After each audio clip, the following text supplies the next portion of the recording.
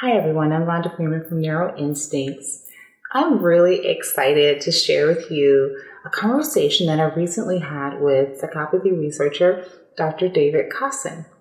Let me give you a little information about his background. Dr. Kosson is a graduate school professor in Chicago.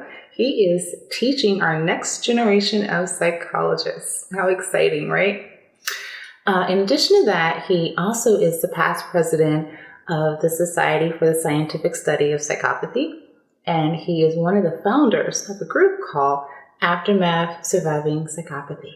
Now, that is a group he created to help survivors who have been impacted in some way by someone with psychopathy. Others who are involved in the creation of the group are doctors Robert Hare and Paul Babiak.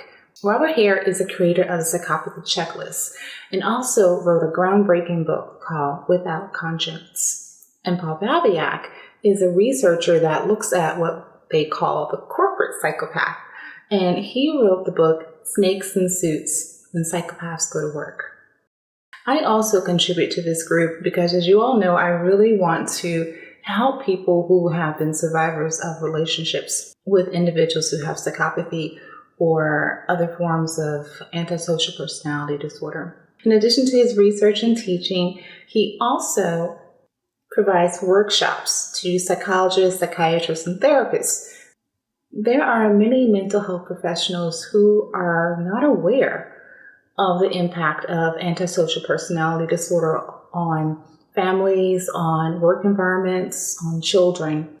So not only does Dr. Kosson try to spread awareness regarding psychopathy to victims of abuse, but he also tries to do so with mental health professionals because their victims can wind up with conditions like complex PTSD, depression, anxiety, various disorders, simply by being involved with these individuals. And many therapists aren't aware that this population is different from the normal population. So in this conversation, I posed a few questions to him. I wanted to get his take on things because, sometimes people view things a little differently than others. And I thought it'd be great for you guys to get a chance to see what researchers think about the condition and the impact that it has on people. All right, guys, I hope you enjoyed the video. All right, so here we go. What is your opinion regarding what drives them in relationship? Is it primarily just about power for them? I have to speculate here because the bottom line is we don't really have much good information about this. Even if you look at the books that have been written, most of what is in there is speculation based on clinical experience. Okay, yeah. So it's a great topic, and we do need more research in this. There certainly are arguments that many people with psychopathic traits are driven by a desire for stimulation or excitement. There are arguments that they are more superficial or shallow. So, for example, they might be motivated like the rest of us are by basic needs, but that they might only be motivated by basic needs. So if I'm hungry, I want to eat. If I'm, horny, I want to be sexually active. Right. If I see money, I want to take the money. Okay, got it. And so these kinds of basic motives would characterize everybody to some extent, but right, for most of us, our motives are complex and nuanced because we also take into account how does the other person feel, what's my relationship with this person been like over the last few weeks or months or years, right? What am I going to want to do tomorrow and next week and next year? And so it's argued that the person high in psychopathy is missing all that context because abstract things mean nothing to them, and the long range or the future means nothing. So there's only what would feel good right now. But again, it's more theory than evidence. Okay, got it. It's certainly argued that people high in psychopathy value power. One argument that some folks are making is that the motive to dominate is central to psychopathy. Mm. But again, we don't have a lot of evidence right now. My own view is that there are probably tremendous individual differences among people with psychopathic traits. It certainly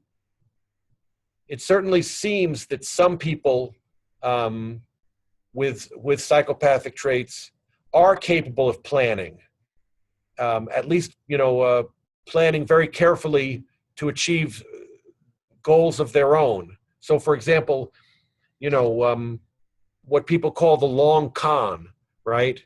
That is an attempt to con or manipulate somebody that could take months to fully implement.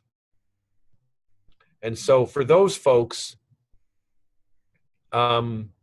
forming relationships, getting people to trust them, getting people to reveal personal details that will allow manipulation of their support systems, and to only very gradually assume a position of control over their finances, could all be part of an elaborate scheme. Right. But other people, it seems like they're just looking at, what would be fun to do tonight. Yeah, very impulsive. So I think you see a lot of opportunism in psychopathic people. Regarding the long con, because some of the people on the website are a little bit worried about, were they conned right from the beginning in these romantic relationships because it felt so real, or did they actually feel something? I personally think that they had the capacity to actually feel lust and attraction. So I think that part is genuine, mixed in with the manipulation and taking advantage of the opportunity. So I don't think it's all just like a manipulative game right from the start. And so what are your thoughts about it? I think it's a mixture. It's hard to know. Even Cleckley, who's credited with developing the theory that emotional unresponsiveness is central to psychopathy. Even Cleckley argued that psychopathic individuals are capable of certain immediate motivational and emotional experiences. So, for example, that they could be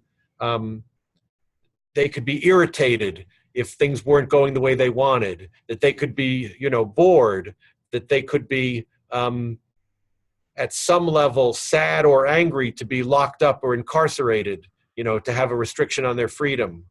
That they could feel, the pleasure of the sun on their neck or shoulders, right? So the real question is, what are the boundaries on those emotional experiences? And how often, in what situations do people with psychopathic traits experience affect? Some people would argue that it's mainly the social emotions that they lack. So compassion, love, empathy, guilt. But we don't really know. Years ago, I tried to develop a theory about interpersonal identification, which is, not published and probably not relevant for your viewers. But based on my clinical experiences, I wondered if some people high in psychopathy might be very prone to identify with others and also prone to disidentify with others. I used to get the impression that there were some people high in psychopathy who would bond with whoever they were with. But it just didn't mean much, because then, when that person was no longer in the room, they would bond with whoever was in the room. So you think there's like a attach and detach and like just kind of on and off? Right. So it seemed quite superficial by adult standards, but it was a kind of an attachment, a kind of a superficial or primitive attachment. Right. Which was not always manipulative. But certainly you see a lot of cases in which it does seem to be manipulative, and you've probably had people talk to you about that feeling that they didn't know the other person was wearing a mask until the mask dropped. Yeah. Yeah. When somebody who seemed to care about them suddenly would say, actually, I've never cared about you, and this was all just a fake. Mhm. Yeah. I kind of agree if this is what your theory was describing, that it's kind of real, but it's just so shallow. Is that what you're saying? That, yeah, I think that, yeah, there are, components that are real. For some folks. Yeah. Yeah. Right. Never get And then, sometimes you meet people who say, love, compassion. I don't really know what those words mean. I've heard people use them. I've even used them myself sometimes, but I have no idea what they mean. Mm-hmm. And they'll be straight out with you that they and any expressions of affection were entirely false. Mm-hmm. I think they get addicted to people really quickly, and then it's just shallow, it's so superficial, and then they can't go to the next phase, the bonding phase.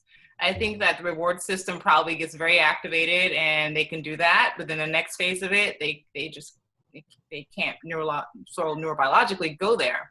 Well, there's this very interesting research that's come out in recent years showing normal amygdala responsiveness to some emotion cues under some conditions. Oh, wow. Okay. So it looks like there is evidence that at least basic emotional architecture functions normally sometimes, on average. Okay. All right, a lot of qualifiers there. A lot of qualifiers. See, I could find a way to say that's less jargony with practice. Okay. One of the problems people have when they recover from a traumatic relationship with someone is they often don't trust people. Yeah, yeah. And I often say it's good if you're a little bit extra careful. Mm-hmm. If you've been, once burned, twice shy. Exactly. Yeah. So the same advice that can help people who have not been victimized can also work for people who have been victimized. And that advice would be slow down, observe somebody in multiple situations, and get a sense for whether they act the same way in private and in public. Mm. If someone seems remarkably different, so that you've got friends who think, he's the greatest thing since sliced bread, right? And friends who think he's the Antichrist, I don't know, then, right, something's going on there. He's very likely changing in powerful ways the way he comes across. Mm. And that's a warning sign. Mm. Unfortunately, the person who's very consistent, right, might also be a little less exciting. Yeah, but they're the safer bet, yeah. Safer in the long run, right. And another thing I would throw into the mix is that people differ widely in how good their instincts are. Mm. Again, this is not something that's been studied well. We don't have much empirical evidence for this, but clinically, my sense is there are some people who are more intuitive, mm-hmm. who are who are generally good at picking out people who are more selfish. But sometimes we're wrong about our own instincts. We think, I have really good instincts, but I don't. Mm-hmm. And so I would check in with other people about the feelings we get from people. I think this sounds like a real safe bet. This sounds like the kind of person I should get to know. What do you think?